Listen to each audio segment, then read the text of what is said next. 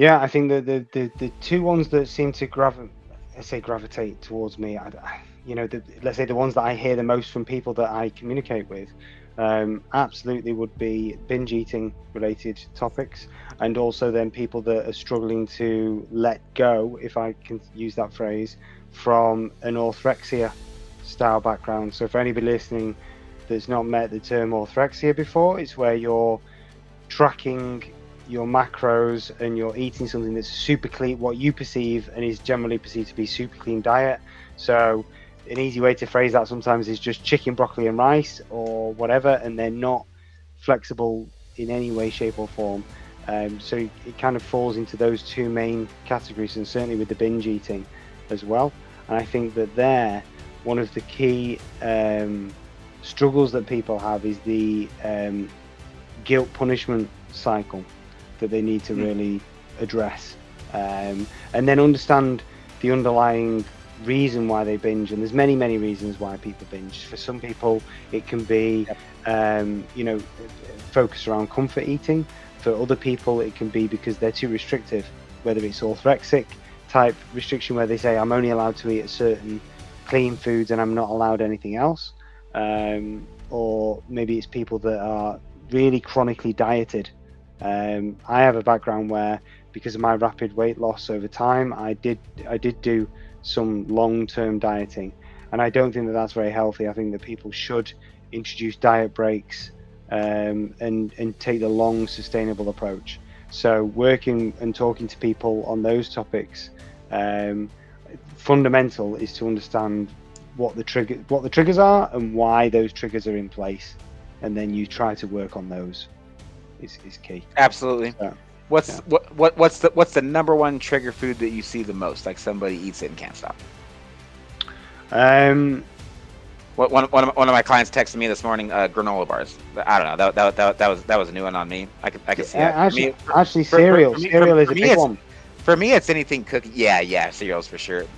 Growing up, it was always an entire box for me. That was a serving size, the whole box.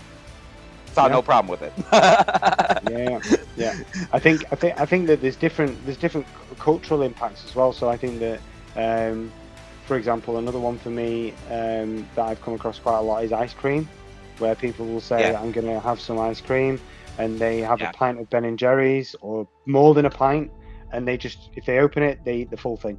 Um, mhm. and for those people, you need to understand what people's, let's say, strengths and So weaknesses are and where they're at in their life. Because for some people, it's easier for those people to try and start with a, let's avoid those trigger foods to begin with, and then we can look at reintroducing them if you get down the right path eventually.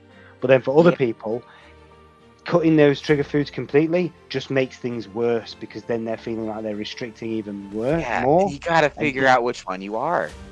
yes, yeah. Yeah. So it's Very like for brave. me, I did a post on my Instagram about cravings, because a lot of people can talk to me about cravings while they're trying to be carnivore, that they're really struggling. And I found, again, I think I've been lucky that I didn't get any cravings, but I think the reason is that I was so hyper focused on the positive benefits that I was seeing, when it, like we talked about sleep and other benefits, and complete autoimmune symptoms gone. Um, I was so focused on that that it's then, well, I'm not even interested in anything else. But when people are doing this for different reasons, maybe people are doing it mainly for fat loss. There, they tend to, I think, have much more craving kind of gnawing at their brain. So Yeah, there people need to. That's where there's a lot of people in this space that are really useful. So you've got Carnivore JT and other people like, Bella, Steak and Butter Girl, who are really putting content out there in terms of recipes that are carnivore, but can help with those cravings that people have, whether it's carnivore pancakes or carnivore ice cream, this kind of thing. It's not for me. I don't feel like I need that kind of thing. I'm quite a simple guy. Just give me meat on a plate with some butter and I'm great. But for other people, they need that, I think. definitely. Um, I'm looking all over for a Liver King bar because yeah, great. It's got it's got the ingredients on it. I'll just make you a mental note. I was actually gonna tell you what my pre-workout meal is gonna be. Okay, because great. yeah, because I'm actually just realizing that the way my schedule's panning out today, I'm not gonna have time to eat a pre-workout meal until like a couple meals before. So it's gonna be it's gonna be very similar macros to everything that you and I just talked about. Okay, it's Okay. gonna yeah, it's gonna be 8 ounces of milk. It's gonna be one of these Liver King bars, and then like a little bit of protein powder with it. The ingredient, it's got desiccated organs in it. I'm just gonna read them off real quick, and then we'll get back on Sure. topic. But almond butter, whey protein isolate, ghee, cocoa butter, creatine, pink Himalayan salt, natural vanilla, ground cinnamon, desiccated beef liver powder, and stevia. Pretty rad, huh?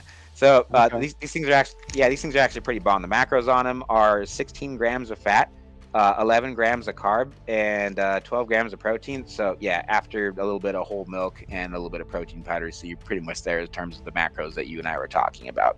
I might have to put in like a little bit of heavy cream for some more fat. So anyway, coming back to what you're talking about, so something like this, this is sweet. Hmm. It doesn't taste like a cookie, but it's like the closest thing that I ever eat to anything that tastes like a cookie. So it tastes freaking awesome as far as I'm concerned. Yeah. So like something like this, and like Rebel ice cream is something that we have nearby. That's something that I like. I haven't had it in a long time, but like it's a like all the ingredients in it are bad for you. But if you're on the keto diet, I don't know. It's like I guess most of there's probably meat based ingredients. I don't even remember. That's how long it's been since I've had one of those.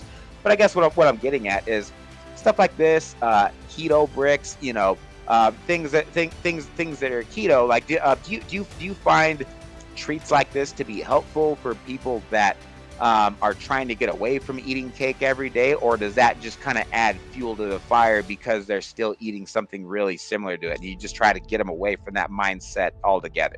I find that some people can have some treats in moderation, and some people even just anything that's sweet. If they're not on the carnivore diet, that kind of throws them off. I have some people that I work with seriously that are so sensitive because they have autoimmune issues or they deal with anxiety or something, so that like anything sweet outside of just butter, beef, bacon, and eggs, and kind of the normal stuff that most of us carnivores eat, even that can send them the wrong direction.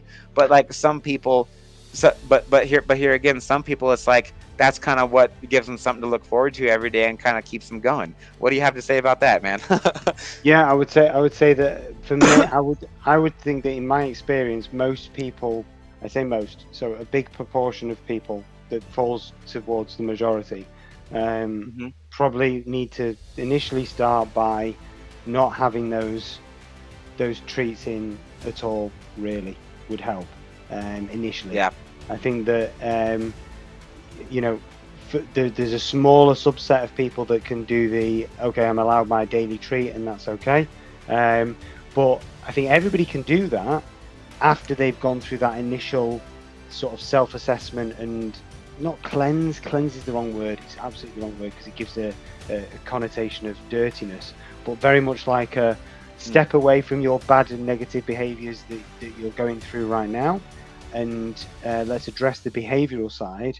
Get level, get consistent, even if it's only for 2 weeks to begin with, 1 week. Build every day. Every day is a brick in the wall. Just keep building, and then over time, you can then start to say, okay, look, I think that I could at least try this and see how I feel. And if you're conscious of it, I have a term that I use with people that I've used for myself in the past as well, which is kind of like the danger zone, right? Where if you have that small treat, then you're in, it's only after you've eaten it that then you're in that danger zone of maybe 15, 20 minutes where you think, I could eat four of Yeah. those, five of those. If you're conscious of that and you think, okay, what I'm going to do is be mindful and take that small treat, and then I'm going to Yep. maybe go for a walk, or I'm going to do some You reading, or have I'm to going to have do something like that. yes. You Very, can very then good. get out of the danger zone, and then you can teach yourself and give yourself that behavioral pattern to say, actually, Hmm. I don't need to binge if I eat something like that. I don't need to. I'm the one that's in control, not my urges are in control of me. And that then people can teach themselves that through their own behavior and demonstration to themselves. And that's seems to be quite a crucial step for people. Like that's very, very helpful advice. I think that's very, very wise advice. And I think everybody listening needs to go follow you on Instagram so they can hear more of your advice. Yeah, it is no, it's carnivore underscore ALI, right? That's right. Carnivore Ali. Yeah. So Is carnivore that underscore Ali, ALI. Yeah.